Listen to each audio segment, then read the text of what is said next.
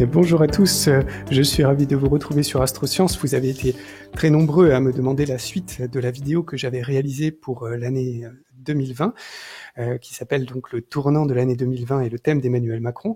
Et donc je me suis dit qu'il était temps que je refasse un point, que je regarde plus en avant et également plus en détail ce qui nous attendait pour 2021. Donc 2021, qui est la première année d'un nouveau cycle Jupiter-Saturne, un cycle de 20 ans. Et donc, toutes les premières années des grands cycles planétaires sont toujours des années marquées par une forme d'instabilité, puisqu'il s'agit à la fois de rompre avec un cycle finissant, donc il faut trancher quelque chose, et en même temps, il faut rechercher de nouveaux repères. Et donc, c'est ce double mouvement qui génère souvent, dans ces premières années, une grande instabilité, et parfois aussi, il ne faut pas se le cacher, une certaine violence. C'est des années de changement et de rupture. Alors, c'est pourquoi j'ai appelé cette vidéo le bouleversement de l'année 2021. Voilà, en sachant que je réalise cette vidéo le 1er septembre 2020. Alors, je vous propose 3 parties dans cette vidéo. Une première partie où nous allons revenir sur la configuration planétaire mondiale, c'est-à-dire l'état des planètes dans le ciel, pour mieux comprendre ce qu'elles nous trament pour 2021.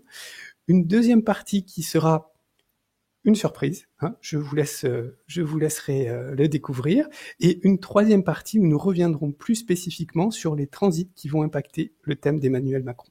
Vous êtes prêts? Eh ben, c'est parti, allons-y. Alors, nous allons repartir du départ. Le départ, c'est mars 2020. Mars 2020, c'était le moment de la plus grande concentration planétaire dans le ciel. Et comme annoncé, ça a été le moment du pic de la crise. Là, à ce moment-là, c'était principalement la crise sanitaire, c'est-à-dire l'impact du coronavirus sur notre pays, mais aussi sur le monde, puisque c'est d'une pandémie dont il s'agit.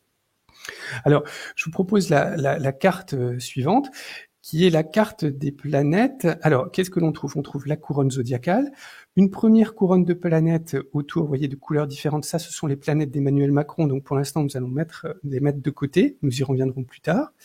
Et puis, une deuxième couronne de planètes en vert, vous voyez, toutes celles-ci, qui représentent les positions planétaires des planètes dans le ciel. Donc, en l'occurrence ici, en mars 2020. Donc, qu'est-ce que l'on trouve en mars 2020? Eh bien, nous retrouvons la grande concentration planétaire.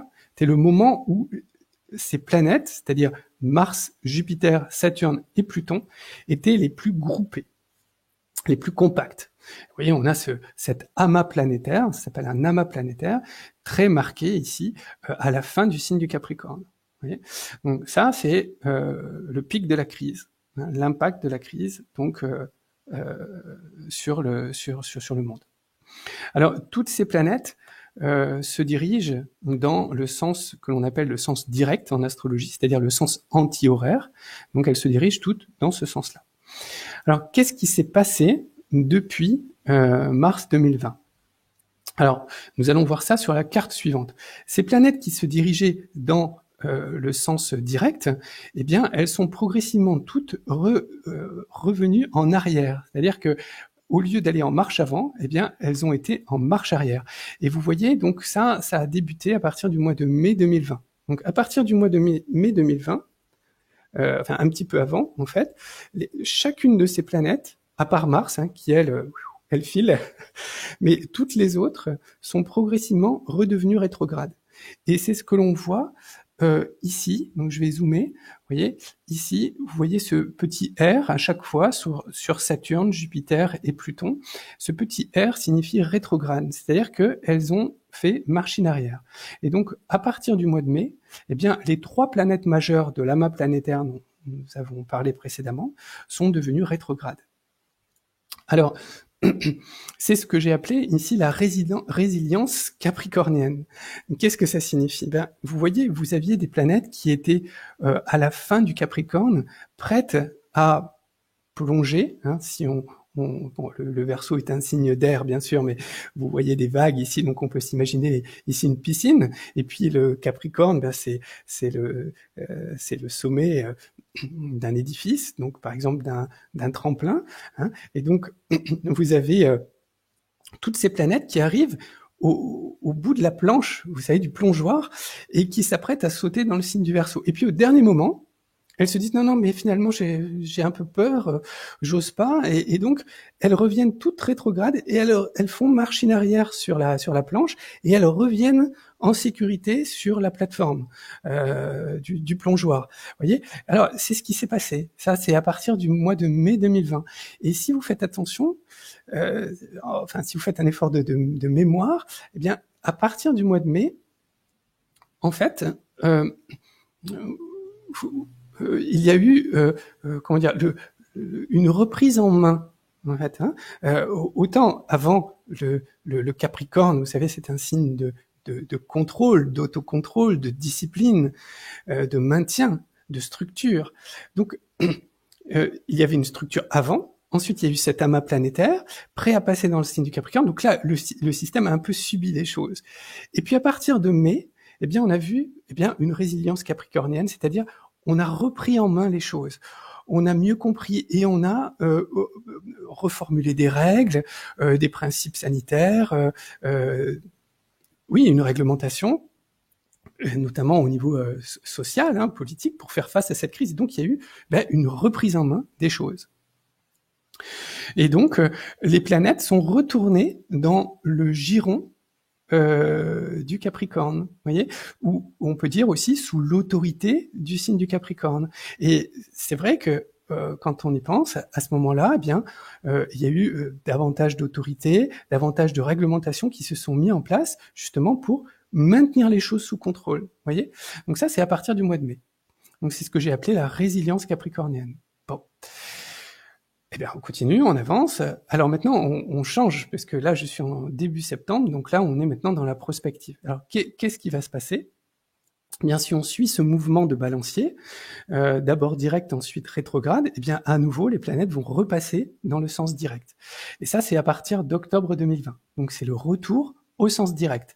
C'est-à-dire que ces 3 planètes qui étaient revenues dans le giron capricornien, eh bien maintenant, à nouveau, à partir d'octobre, vont à nouveau se diriger vers le signe du Verseau. Alors, j'ai nommé ce chapitre « La roue tourne » et de nouvelles préoccupations. Pourquoi ? Parce que, vous savez, le Capricorne, c'était Chronos chez les Grecs, c'était le maître du temps, le gardien du temps. Alors, gardien, c'est bien, parce que ça garde le temps, c'est sa structure, et donc, il a voulu maintenir un peu les choses, les ralentir, les garder un peu pour lui, les maintenir sous contrôle. Et c'est ce qui s'est produit jusqu'en octobre. Et vous allez voir qu'à partir du début octobre, ça va commencer un petit peu avant, parce que c'est seulement début octobre que toutes ces 3 planètes seront directes, mais elles vont le faire progressivement sur la fin septembre. Eh bien, les choses vont reprendre leur cours. C'est-à-dire que le Capricorne va perdre de son influence, va perdre de son contrôle sur les choses. Et c'est pour ça que j'ai dit la roue tourne. Et oui, on peut pas empêcher le temps d'avancer. On peut le retenir un petit peu, le freiner. C'est ce qu'a fait le Capricorne ici. Mais il peut pas le bloquer complètement. Donc à partir d'octobre, eh bien les planètes vont lui filer entre les doigts, à nouveau, une par une. Et vous allez voir également que donc les choses vont être de moins en moins sous contrôle. Alors ça, vous pouvez le traduire au niveau politique, par exemple, au niveau social, au niveau politique. À partir du début octobre, vous allez voir, les choses vont filer entre les doigts du pouvoir. Et vous allez voir également que il y aura de nouvelles préoccupations. C'est-à-dire que la crise sanitaire, eh bien, va devenir de plus en plus une crise économique, sociale. Et donc, les préoccupations des personnes vont changer. Nos préoccupations vont changer. Le devant de la scène ne sera plus le Covid, mais sera certainement bien les préoccupations sociales, économiques, financières, le chômage, l'argent, etc. Est-ce que... alors oui, qu'est-ce qui va rester malgré tout ? Si vous voulez, pendant toute la phase rétrograde, la phase de résilience du Capricorne, il y a eu une autorité qui s'est durcie. Ça, je l'avais vraiment expliqué en détail dans la vidéo précédente de 2020. C'était l'enfermement dans la tour d'ivoire, vous savez, le contrôle qui serre les vis de partout, donc les fameux couvre-feux, etc. Bref, voilà. Et si vous voulez, qu'est-ce qui va rester à partir d'octobre ? Il va rester une empreinte autoritaire, une empreinte sécuritaire. Vous savez, c'est comme si vous marchez dans un terrain spongieux, voilà, donc vous marquez l'empreinte, la botte est repartie, mais il reste l'empreinte. Qu'est-ce qu'il va y avoir à partir d'octobre? L'empreinte sécuritaire, l'empreinte autoritaire sera toujours là, mais la botte elle-même n'y sera plus. Donc on va rester sur une société très sécuritaire encore, mais avec des choses qui vont passer entre les mailles, entre les doigts du Capricorne. Est-ce que ça veut dire pour autant, parce que j'entends presque votre question, est-ce que la crise sanitaire du Covid-19 sera terminée? Est-ce qu'on n'en parlera plus? Bon, non, on en parlera encore parce que ce sera encore très frais. Et d'ailleurs, on peut le voir donc sur cette carte où l'amas planétaire sera encore présent. Maintenant, est-ce que il y aura une deuxième vague? Bon, c'est toujours difficile de se prononcer, mais ici, ce qui est clair, c'est que le pic de la vague, c'est mars 2020. Donc, cette configuration planétaire de la plus grande concentration, elle ne reviendra plus. Donc le pic, il est largement derrière nous. Bien sûr, il peut y avoir des rebonds parce que ces trois planètes peuvent encore se rapprocher, y compris encore après octobre. Mais ce ne sera jamais l'équivalent d'une deuxième vague pire que la première. Vous voyez, au niveau sanitaire, non. Il peut y avoir des échos, des rebonds, comme vous savez, dans un tremblement de terre, mais ils sont toujours inférieurs au pic initial. Donc, à partir d'octobre, la roue tourne, de nouvelles préoccupations, mais toujours l'empreinte de l'autoritarisme, du sécuritarisme, si je puis dire, au niveau de la société. Et quand même des choses qui filent, qui commencent à s'exprimer, qui commencent à passer au travers des mailles du contrôle capricornien. Donc, poursuivons. Ensuite, fin décembre 2020. Alors, qu'est-ce qui se passe à ce moment-là? Là, c'est le moment d'un grand basculement. Fin décembre, vraiment fin décembre. Donc, on peut quasiment dire qu'on va le sentir sur janvier. Hein. Mais vous voyez que ça a déjà commencé à partir du moment où les planètes sont devenues directes, donc à partir de décembre. Mais vraiment, c'est sur janvier où on va voir vraiment une différence au niveau énergétique. Pourquoi? Parce que toutes les planètes, enfin les deux principales, c'est-à-dire Saturne et Jupiter, vont basculer dans le signe du Verseau. C'est le basculement dans le signe du Verseau. Donc ici, il faut expliquer, parce que nous sommes face à deux signes consécutifs dans le zodiaque. Deux signes consécutifs, ce sont toujours des signes qui sont très très différents au niveau énergétique. Le Capricorne, ici, c'est un signe de contrôle, de structure, d'autorité, de maintien. Le Verseau, au contraire, le signe suivant, c'est un signe de libération.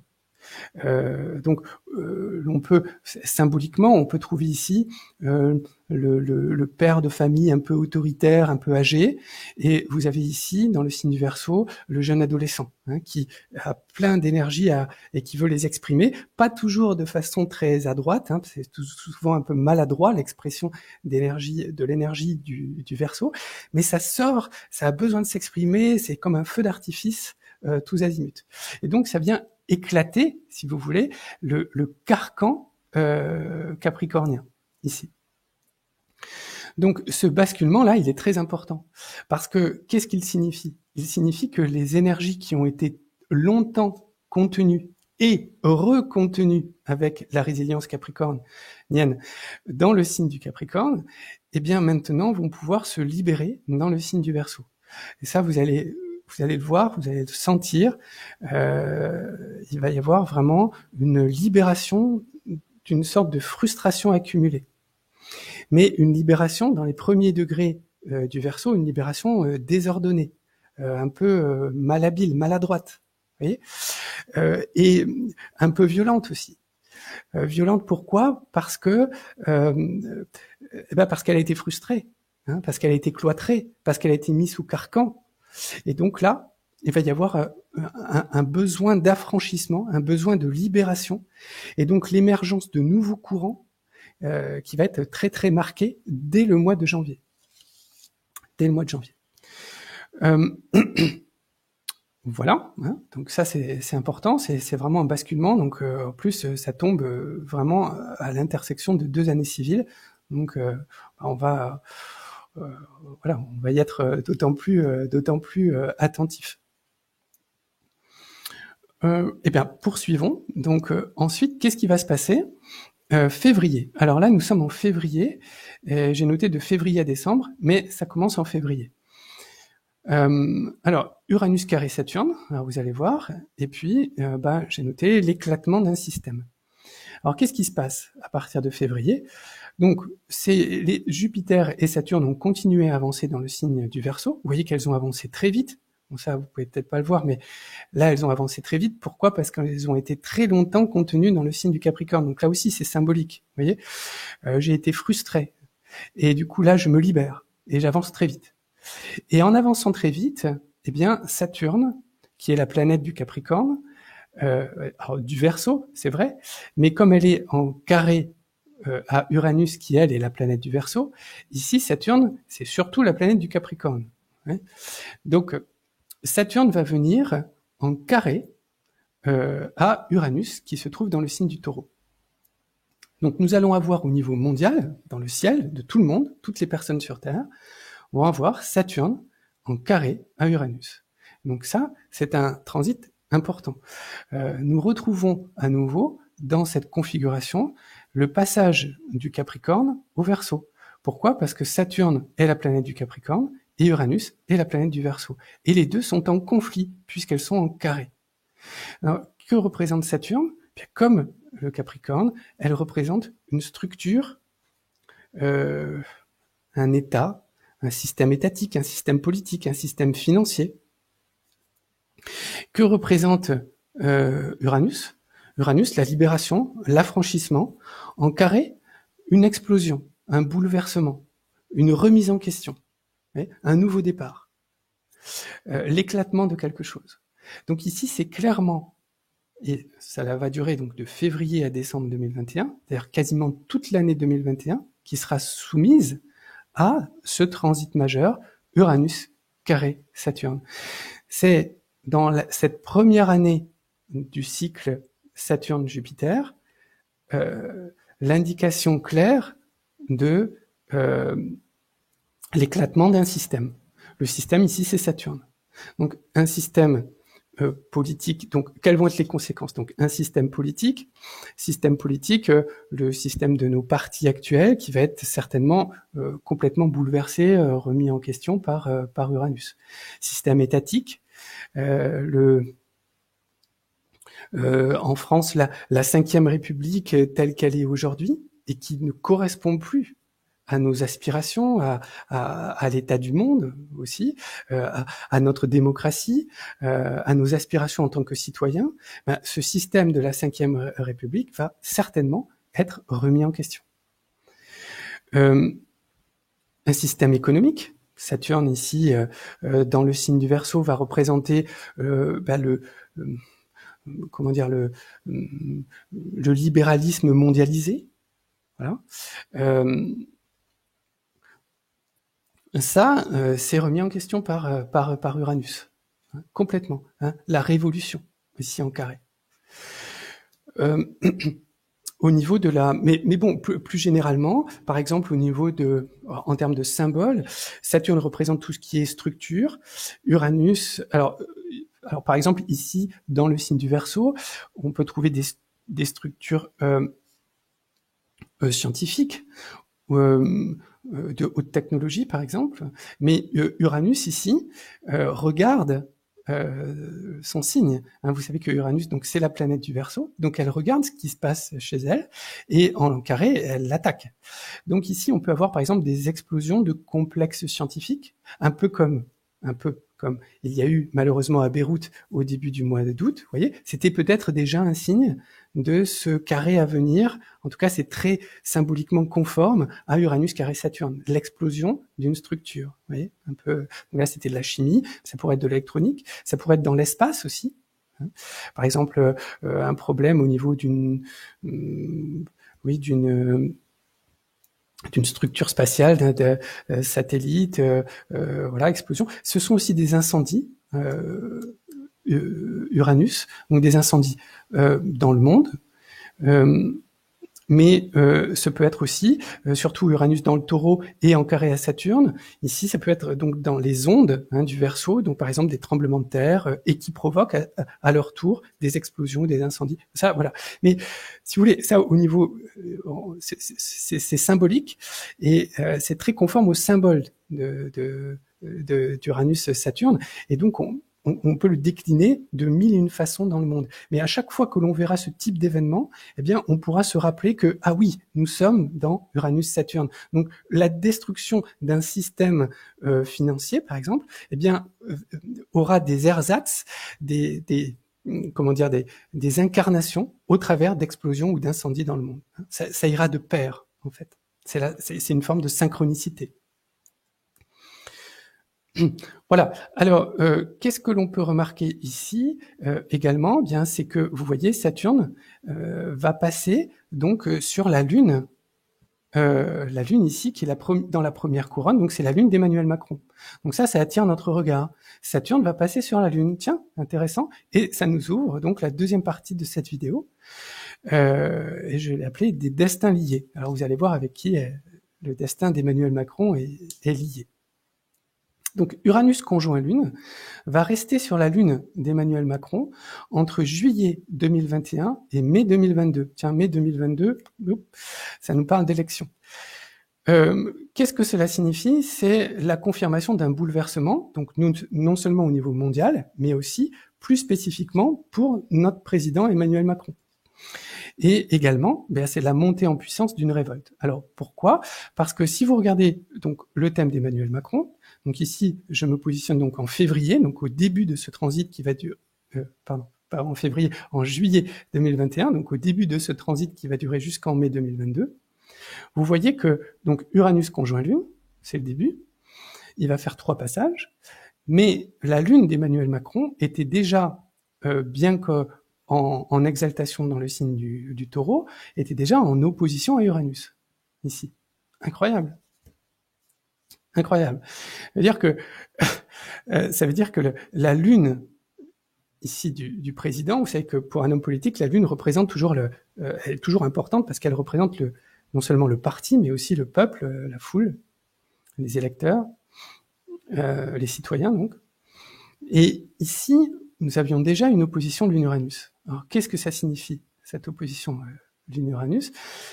Bon, d'un point, si je prends le bon côté des choses, c'est une révolution qui prend le pouvoir, qui convertit un peuple. Ici, par exemple, le titre du livre d'Emmanuel Macron, c'était Révolution. Il est arrivé au pouvoir par une forme de révolution, c'est-à-dire qu'il a apporté des idées complètement nouvelles. Il a pris le contre-pied des partis politiques en place et il s'est fait élire sur cette opposition Uranus-Lune. Voyez, et son livre Révolution était vraiment tout à fait symbolique en ce sens. Mais ça reste une opposition. Et donc, lorsqu'on se fait élire sur une forme de révolution, on s'expose aussi, au cours de son mandat, à une autre forme de révolution. Alors, la première révolution, c'est lui qui l'a apportée, c'est-à-dire qu'il a capitalisé sur cette opposition Uranus-Lune, qui montre dans son histoire d'ailleurs le couple original, qui montre la rupture avec sa cellule familiale, etc., etc. Donc c'est des échos très lointains. Mais bon, il a capitalisé là-dessus. Mais là, par contre, qu'est-ce qui va se passer en 2021? C'est la révolution qui arrive sur sa Lune. Donc là, c'est plus lui qui capitalise, c'est lui qui subit quelque chose, qui vient de l'extérieur. Uranus vient de l'extérieur. Et en venant de l'extérieur, elle va réactiver cette opposition Uranus-Lune. Donc dans le sens négatif, cette fois, Uranus-Lune, c'est la révolution du peuple. C'est le soulèvement, c'est l'insurrection, c'est les émeutes qui viennent du peuple, de la foule, de la masse, et qui remettent en question sa légitimité, son pouvoir. Donc ça, c'est quelque chose, j'ai envie de dire malheureusement, heureusement, peu importe, je suis pas là pour juger, mais c'est quelque chose qui arrive en 2021. Alors là, vous vous dites, incroyable cette coïncidence. Vous vous rendez compte, Uranus met 84 ans pour faire le tour du zodiaque. Donc ce transit-là, il a lieu qu'une seule fois dans la vie, tous les 84 ans. Mais en plus, il active cette opposition Uranus-Lune. Pour un homme politique, ça, c'est radical. Alors vous dites là, c'est bon. En termes de coïncidence, on peut pas faire mieux. Eh ben si. Parce que regardez, en fait, je vais vous faire une comparaison entre le thème d'Emmanuel Macron et le thème de son Premier ministre Jean Castex. Eh bien, c'est ce que j'ai appelé des destins liés par des lunes dissonantes. Pourquoi ? Parce que je vais m'éclipser. Je vais m'éclipser pour que vous puissiez bien voir les choses. Hop, où est-ce que je vais mettre là, dans le coin ? Allez. Là, vous avez le thème d'Emmanuel Macron. Donc, vous avez la Lune dans le signe du Taureau. Vous voyez, elle est en 14 degrés du signe du Taureau. Et là, c'est le thème de Jean Castex. Et vous voyez où elle est, la Lune ? Elle est en 13 degrés du signe du Taureau. Pas incroyable ? Donc, en fait, le président et son Premier ministre ont la Lune exactement au même endroit, à 1 degré près. C'est pas tout. Il y a ici, chez Emmanuel Macron, une opposition Lune-Uranus. Il y a, chez Jean Castex, une opposition Lune-Neptune. Donc ce sont deux lunes qui comportent chacune une dissonance planétaire. Donc si je regarde maintenant au niveau des transits planétaires, alors bien sûr je vous renvoie à l'analyse que j'ai fait du thème de Jean Castex. Vous pouvez chercher la vidéo, d'ailleurs je la mettrai en lien sous cette vidéo. Donc vous voyez en transit, donc Uranus va passer sur la lune d'Emmanuel Macron, et en même temps, Uranus va passer sur la lune, quasiment, sur la lune de Jean Castex. Ici, réactivant l'opposition de Neptune, ici, réactivant l'opposition d'Uranus.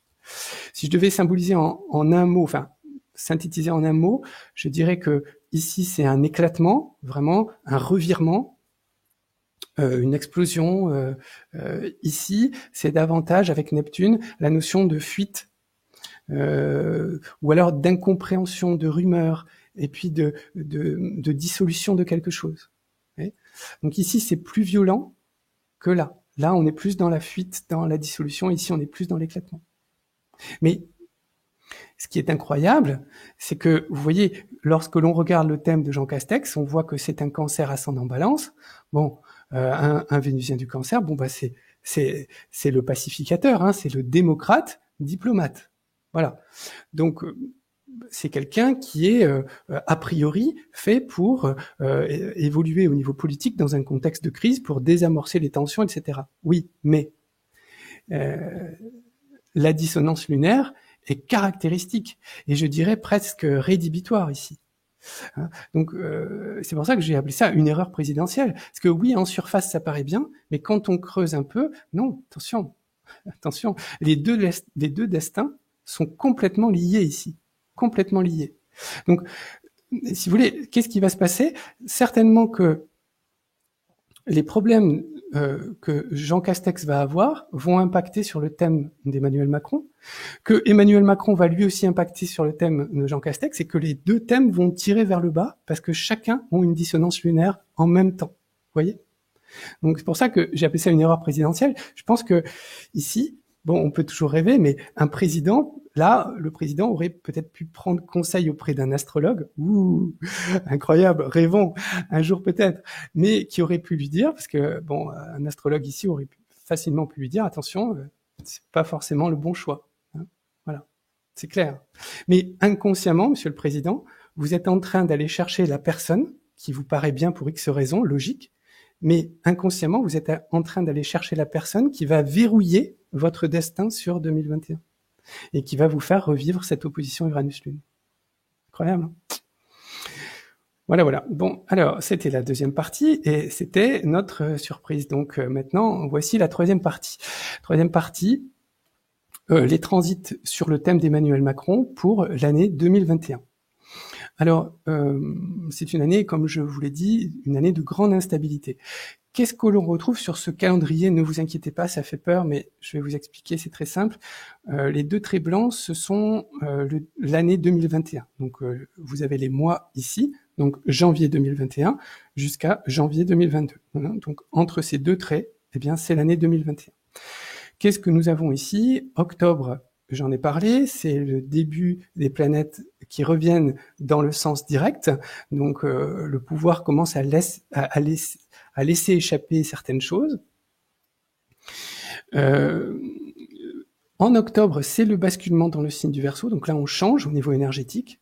Des nouveaux courants, des nouvelles idées vont s'exprimer dans la société. Toute la frustration accumulée va avoir tendance à se libérer. Et il risque d'y avoir une montée en puissance de la violence, justement parce qu'elle aura été bridée, contenue trop longtemps dans le signe capricornien, et qu'on sera encore avec cette fameuse empreinte capricornienne, vous vous souvenez. Voilà. En février, qu'est-ce qui se passe? Eh bien, vous avez à l'échelle mondiale, le début du transit Uranus carré Saturne. Vous vous souvenez, donc la fin d'un système, l'éclatement d'un système. Donc, 3 passages, donc février, juin et jusqu'en décembre. Donc ça, c'est le grand transit mondial. Mais au même moment, sur le thème d'Emmanuel Macron, on retrouve donc en février Jupiter opposé Mars, Jupiter carré Lune. C'est pas très bon, pour dire les choses gentiment. C'est pas très bon, surtout dans ce contexte. Jupiter opposé Mars, l'action est empêchée, les initiatives sont discutées, on est face à des oppositions violentes. Les circonstances extérieures ne sont pas du tout favorables pour faire avancer les projets à ce moment-là. Et donc, on va trouver en janvier et février une période très difficile avec beaucoup de tensions. On parle d'augmentation exponentielle des tensions. Voilà, ça c'est ce qui nous attend malheureusement, ça pour le coup malheureusement en janvier et février, surtout février. Jupiter carré Lune, pareil, c'est un désaccord. Normalement, c'est un transit de brouille domestique. Mais ici, dans le cas d'un homme politique, ça peut être des brouilles domestiques aussi, mais peu importe, ça c'est pas mon sujet. Ici, c'est un transit de brouille avec le peuple, la Lune, donc le peuple français. C'est incompréhension réciproque entre les deux. Donc là, c'est pas bon, ça. C'est pas bon du tout. Et ensuite, qu'est-ce qui se passe entre Mars et mai? Eh bien, vous voyez qu'entre Mars et mai, il va y avoir 1, 2 et 3 transits. Donc, Uranus carré Mars, Saturne opposé Mars, et Jupiter carré milieu du ciel, dans son thème, Emmanuel Macron. Donc là, on peut pas faire mieux. En termes de difficulté, c'est pas possible. Donc, le premier, c'est Saturne opposé Mars. Mars, c'est l'épée. Saturne, c'est le mur. Donc, on a l'épée qui cogne contre un mur ici. Et donc, l'action martienne se trouve contrée, systématiquement contrée, opposée. Et rien ne peut bouger quand on a Saturne opposé Mars. C'est-à-dire que vous pouvez taper aussi fort que vous voulez contre un mur en granit, il se passera rien. Au mieux, il se passera rien. Au pire, vous allez casser votre épée. Et c'est ça, en fait, ici, l'objet de ce transit. Donc là, on observe certainement une coalition des oppositions face à l'action du président et donc du gouvernement. Parce que je vous rappelle que tout ce que nous voyons ici, pour beaucoup, c'est la recopie de ce que j'ai présenté dans le thème de Jean Castex. Mais maintenant, vous savez pourquoi. Pourquoi c'est la recopie? Parce que ces deux destins sont liés. Donc chez Jean Castex, on va retrouver pratiquement les mêmes choses, légèrement différentes, mais pratiquement les mêmes choses. Donc, ce qui se sera révélé difficile en janvier-février va se cristalliser pour devenir complètement bloquant, verrouillant, à partir du mois de mars. De même, Jupiter carré milieu du ciel, c'est pas bon non plus. Le milieu du ciel, c'est la direction de vie. C'est également le statut. Ici, le statut, c'est le statut de président de la République. Jupiter, c'est la loi. Ici, il y a une remise en question de la légitimité même du président de la République. Et oui, puisqu'il peut plus agir. Donc on dit, pourquoi est-ce qu'il est président, après tout? Pourquoi encore? Donc ici, il y a vraiment une remise en question de sa légitimité. D'autant plus forte et virulente qu'il y a également Uranus carré Mars. Alors, pour bien que vous voyez, Uranus carré Mars, si je remonte là, Uranus va être sur sa Lune, donc en opposition à Uranus, mais vous voyez que dans le thème d'Emmanuel Macron, on avait déjà un carré Mars-Lune. Donc Mars blessait la Lune ici. Et donc ça, et donc là, en plus, avec l'action d'Uranus. Donc c'est un transit insurrectionnel. C'est un transit d'émeute, c'est un transit de violence. Et d'une violence qui, à mon sens, va complètement bloquer son action. C'est-à-dire que toutes les initiatives vont être opposées très violemment, et qui va remettre en question sa légitimité. Et donc c'est ce contexte insurrectionnelle va se poursuivre au moins jusqu'à la fin de l'année, voire un petit peu plus. Ça va nous occuper pratiquement toute l'année 2021. C'est pour ça que je vous disais qu'on va être dans un contexte de recherche de nouveaux repères, mais aussi dans un contexte de violence, parce qu'il faut rompre avec un système précédent. Et le symbole de ce système précédent, ça va être donc le gouvernement, ça va être Emmanuel Macron, alors qu'il s'est fait élire lui-même sur un principe de révolution. Vous voyez ? C'est la boucle qui se boucle. Certainement que durant toute cette période, nous allons assister par obligation, à des changements au niveau du gouvernement, au niveau des ministres. Beaucoup de problèmes de communication. Ça passera plus. Vous voyez, c'est également durant cette période dont j'ai parlé aussi pour Jean Castex, une possibilité de démission, parce qu'il va voir que de toute façon son action n'est plus possible. Donc à quoi bon rester et s'en prendre plein la figure, si vous voulez, tous les jours. Donc il va y avoir cette question. Et il va y avoir certainement des remaniements à ce moment-là. Uranus conjoint Lune. Uranus conjoint Lune, à partir de juillet, ça on en a parlé.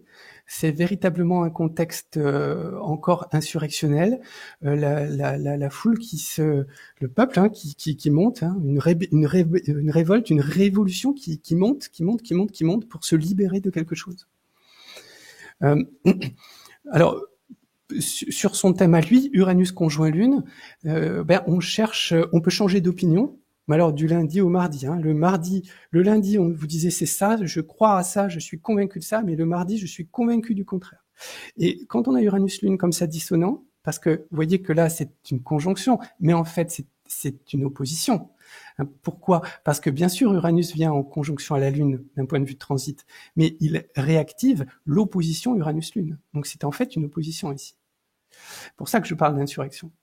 Et à ce moment-là, on change la surface, on cherche à changer la surface, c'est-à-dire à adopter de nouvelles idées, mais sans changer véritablement le fond. Vous voyez, on veut changer la surface. Donc, par exemple, typiquement, à quoi ça me fait penser là ? Ça me fait penser à l'écologie. On se convertit à l'écologie parce qu'il faut absolument se convertir pour rester en phase. Mais comme on change pas le fond, le peuple est pas dupe. Vous voyez, et ça fonctionne pas. Et puis même, soit on n'est pas complètement authentique. On était le chantre du multilatéralisme, et puis là, on s'aperçoit qu'en fait non, il faut relocaliser en France. Bon, je me convertis à autre chose. Voilà. Alors ça, je pense à ça aujourd'hui avec mes idées de septembre. Mais les idées de l'été 2021, ce sera encore autre chose. Mais ça ira dans ce sens. On cherche à se convertir à des nouvelles idées, sans changer le fond. Ouais. Donc, il y a un problème d'authenticité. Et en fait, ça joue contre lui. Ça joue contre lui parce que ça reste une opposition. Donc ça va nous occuper toute l'année 2021 comme ça. En janvier 2021, Saturne carré Lune. Ici, c'est un bilan de l'année écoulée. Et ce bilan, il va pas être bon parce que cette année 2020, elle va être très violente. Vous voyez, et l'état de la France ici va se dégrader. Donc en janvier 2021, le bilan qu'il va faire sur lui-même, sur son action, etc., ou qu'on va lui faire d'ailleurs, peu importe, ça va pas être bon. C'est pour ça qu'on retrouve Saturne carré Lune, des idées noires, un peu de pessimisme. Donc ensuite, nous sommes déjà hors sujet. Bien sûr, vous verrez, malgré tout, Mars va passer sur son ascendant en Mars, donc il va quand même aller puiser des ressources pour se battre, pour faire quelque chose. Mais sera-t-il vraiment en état de se représenter en 2022 ?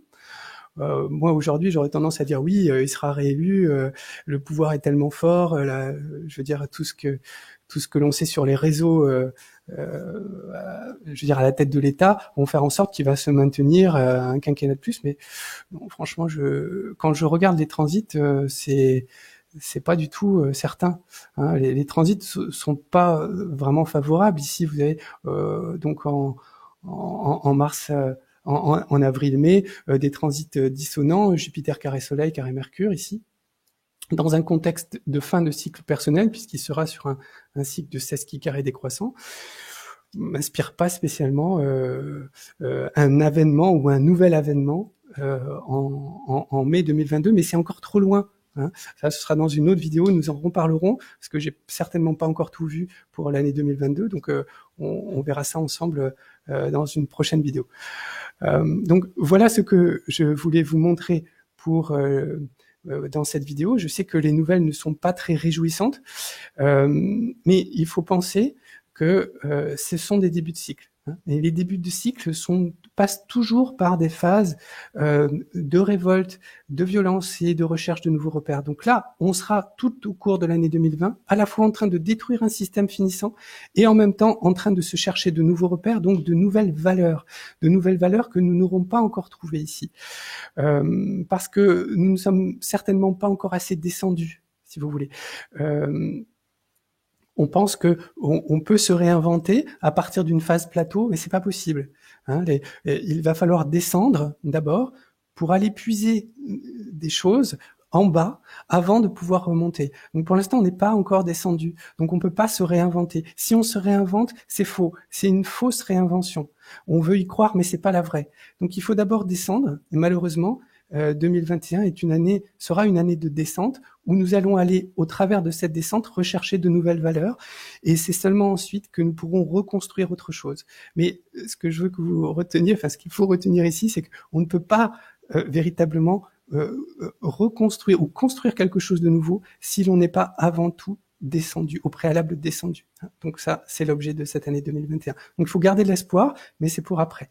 Alors, pourvu que ces tensions et cette instabilité de 2021 ne soient pas trop dommageables, parce que tout ce que l'on va détruire en termes de dégâts collatéraux, il faudra ensuite les reconstruire pour pouvoir bâtir cette nouvelle société. Donc ça, c'est pas encore. Voilà. Bon, ben j'espère que cette vidéo vous aura intéressé, qu'elle vous aura plu. Si c'est le cas, n'hésitez pas à cliquer sur le petit pouce vers le haut, à commenter. N'oubliez pas également de vous abonner à la chaîne. Et puis bien, moi je vous dis à bientôt dans d'autres vidéos qui ne manqueront pas de suivre dans les mois prochains. Merci. Au revoir.